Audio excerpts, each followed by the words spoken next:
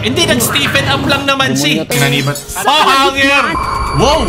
Oo, tsaka yan ang mananakot sa akin, okay lang. Kung sino man ang nanay nito, yung tamod niyo po. Ganda nito po, sa akin nakita to ni Tito Ed. Oh, ayoko naman Nika. Oh, naku, ibang kalabit yan. Hindi ng dilim, hindi ng katawan. Pagod na si Tito Ed niya. Ucho, tapos tinawag ko pa siya. Nakakaramdam ako. May kailangan na mag-update. Si Jessica So ng mga bagong mga makinarya at camera. Kung Fu Guard nga pala gawin niya.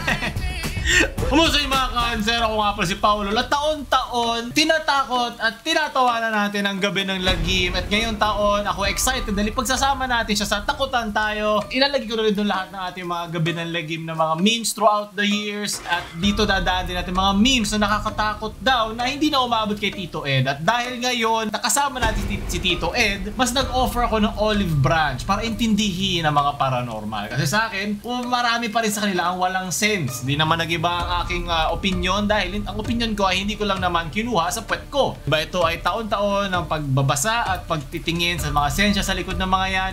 Hindi ako galit sa mga tulad ni Tito Ed o naiinis ako sa mga tao na madaling aabusuhin ang mga siyensya, ang mga lohika at mga konsepto sa loob ng mga paranormal. Ay daanan natin ang gabi ng lagim at ang mga memes na nakakatakot na nakahanda ngayon para sa ating at atin ang simulan ng Takutan Tayo.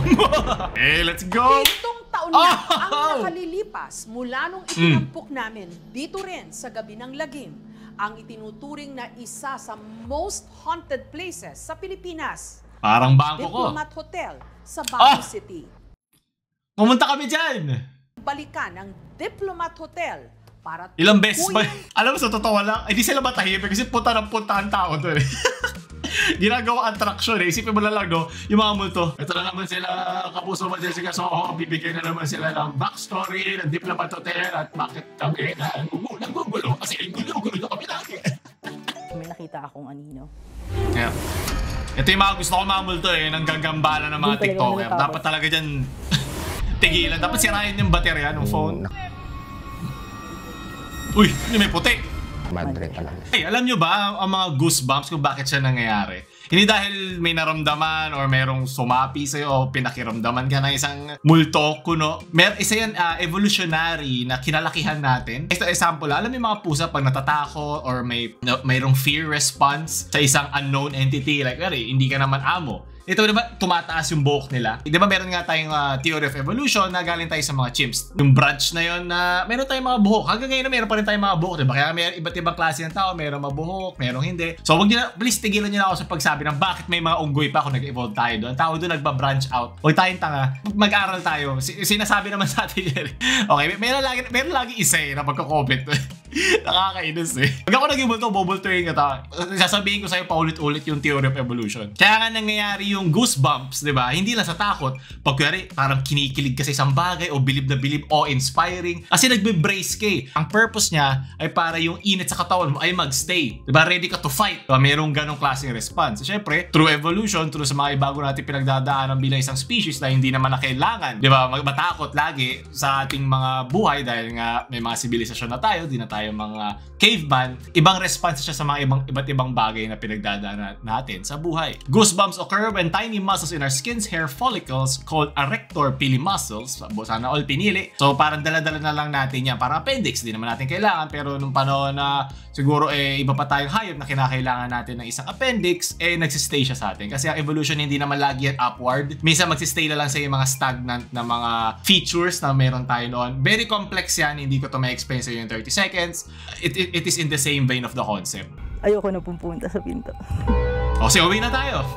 Umuwi na aming team. Mga tao naman, receptive yan eh. Kung meron kang pinag-uusapan, di ba, sa isang bagay. Kaya pinag-uusapan ko yung paborito kong ulam. Kaldereta, sinigang na baboy. Naglalaway ako. Ganon din pa nagkakwento ka. Nagkakwento ka ng isang bagay na natakot ka na. Doon pa, mararamdaman mo na parang nandyan ulit. Diba? Mararamdaman mo ulit. Hindi yun dahil merong material o physical na nangyayari.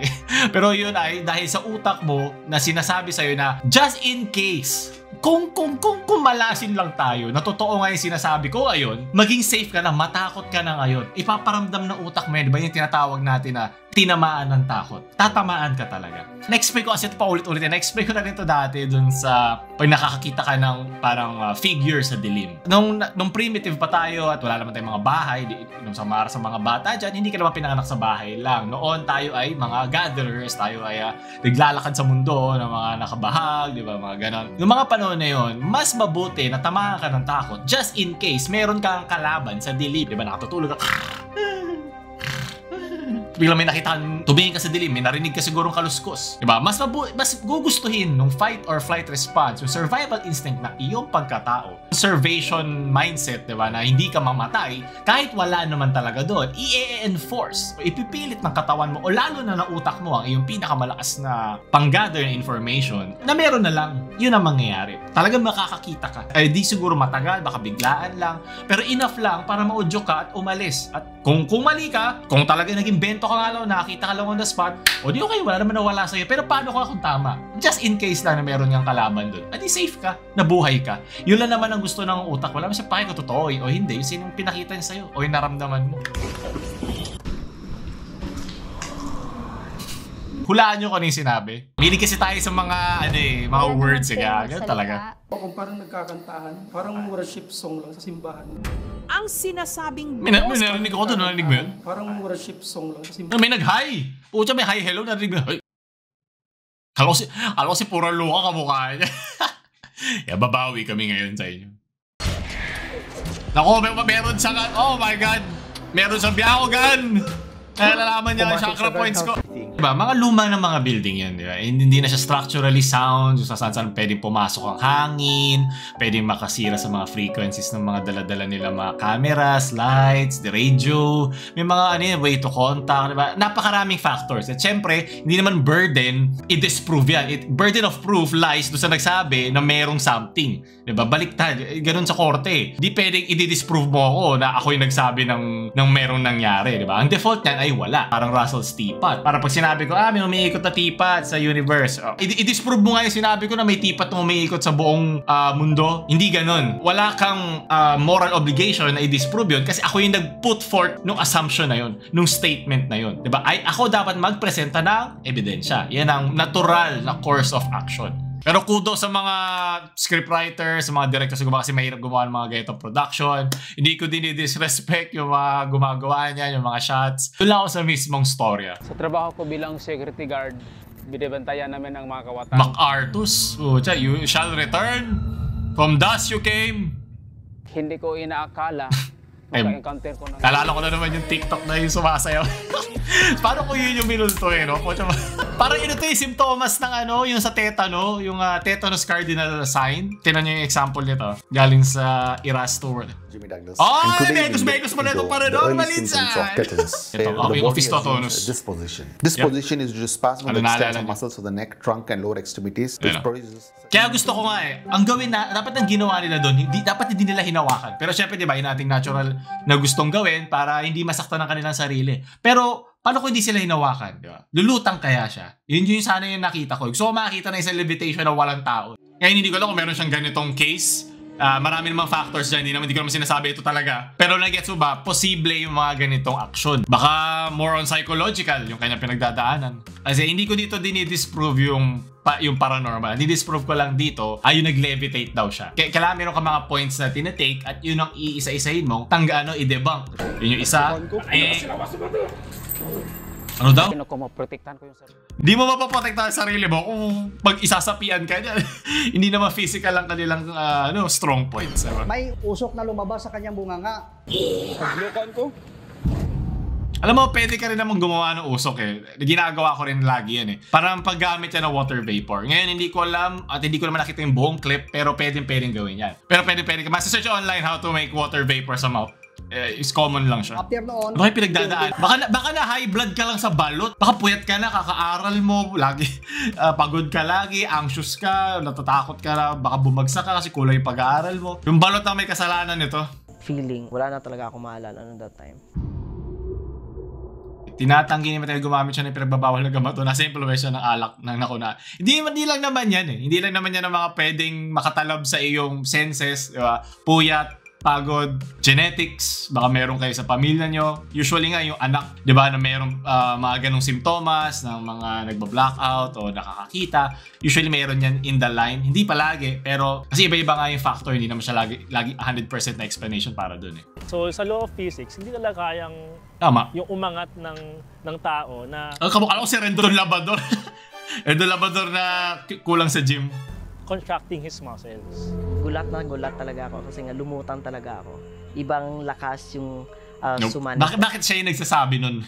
Okay, sige. Talaga sa akin po. Hindi ako gymnast or something na makakabenda nga nun. Di mo na ba kailangan maging gymnast para gawin yung ginawa mo eh? Siguro kung 400 pounds ka, maglumutan ka ng 2 feet, bilib na ako sa multo at sa'yo, okay? Pero hindi naman eh. Hindi dapat binitawan siya dyan. Siyempre parang sunken cost fallacy.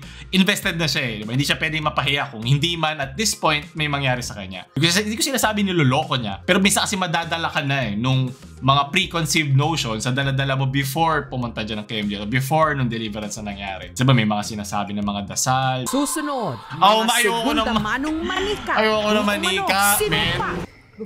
Naku, ibang kalabit yan. Hindi ng dilim. Kundi ng katawan. Sinabi din ni Tito Ed sa akin dati na parang Vesa sa mga manika eh. Oh my God, kamukha pa niya si Darth Maul sa Insidious. Bakit ka nakukulit sa okay lang manika kasi may mga manyakis, di ba? Tsaka di kita magiging tropa, men, kahit alam kong mabait ka. Mahirap din po sa talagaan, lalo po sa paglilinis. Kailangan dahan-dahan lang po. Walang laban yan sa... Kaya naman pubiyok. Tayo sa mga memes kasi suwan na mahimasman. Tayo no. Amats ko lang nga ba ito? Sadya talagang meron akong nakikitang bata. Kung sino man ang nanay nito, yung tamod niyo po, nagkakalat oh. Ba makikipaglaro pa talaga? Labas na dyan, boy. Asan ang hype na yun? Pag ito may jumps Naka-indie ang puta. Malamang yung mga batang nakalaro nito sa taguan. May mga trauma na. Wala talaga hayop na yun. Jeman ma, Jem. Puta, lugi tayo dito. Das. Pero Jem, mag-true set lang naman ang kailangan. At dahil wala ko nun, bahala ka na muna sa buhay mo dyan. Sunod!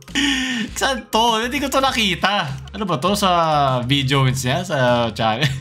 O, nalala ko nga, yung pinakamalakas, diba? Isa sa mga 7 paranormal warlords. Mihawk Draculuwag.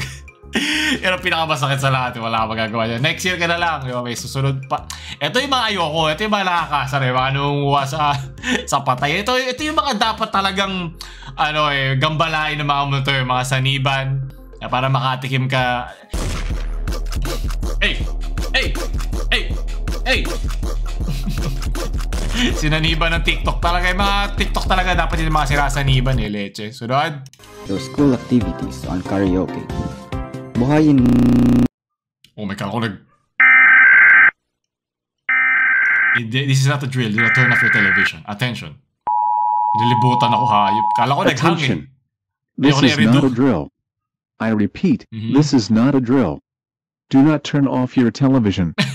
Reports coming from our agency that a component has been seen attacking the streets of Batangas, Philippines. Description: is a humanoid creature measuring 5 feet in height. The entity is dressed in a uniform similar to a member of Katipunan, a Philippine revolutionary society formed in 1892. Sinaniban tayo ng The mga report Espanyol shows that it can reach 50 kilometers per hour. It is important to lock all the doors and windows to ensure safety. Kinilabutan ako. Yung goosebumps, diba? Oy po, tsaka kala ko merong sino... May tinuluhuran si Kuya eh. How to hide from this entity if encountered? According to the witness, the humanoid entity is 5 feet tall. Normal na Filipino height? 50 kilometers, speed of 50, parang kuneho? Ibig sabihin na witness. Ang creepy ka. Ganda nito po. Sa'yo na nakita to ni Tito Ed. Oh my God, hayop ka. Ano ba? Leche. Wala na ako dyan. Nakatakas na ako dyan. Russell Cad, date of attack, April 12. Ito ba yung gumawa? Leche, nasama pa ako. Pamalo ba yun?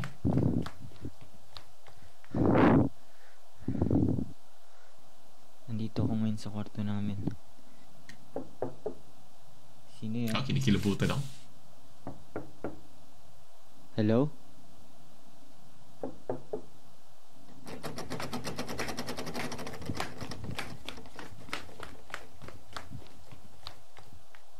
Hindi tumatakbo. Wala na yata. Nakalis na yata siya. Tinira niyo lahat. Kubli ang sarili. Wow. Ganda mo. Sa magandang Pinoy version ito Uy, dog. Parang pang-drop ng beat Yung nakakita ka ng moto tapos di mo memorize yung Hail Mary. At di ba Hail Mary lang mag-save sa'yo dyan? Di ba kasi Exorcist, binaliwala niya yung Biblia, yung mga quotes at verses doon. Doon tatapos sa mga takutan tayo this week. Kung gusto nyo pa ng mga ganito, antay uli kayo next year kung di nyo paabutin ng 10k likes ang video. Maraming salamat sa mga nanood at tumapang ba kayo sa mga video natin ngayon? Kung hindi, tawagin mo na lang ang tropa mo. Huwag nyo tayo like, share sa mga matatakutin at matatapang yung friends. Huwag nyo kalimutan mag-subscribe. Paulo Normal na mamaalam. Tayo na sa siniskwela, tuklasin natin ang siyensya. Buksan ang pag-iisip, tayo'y likas na scientist.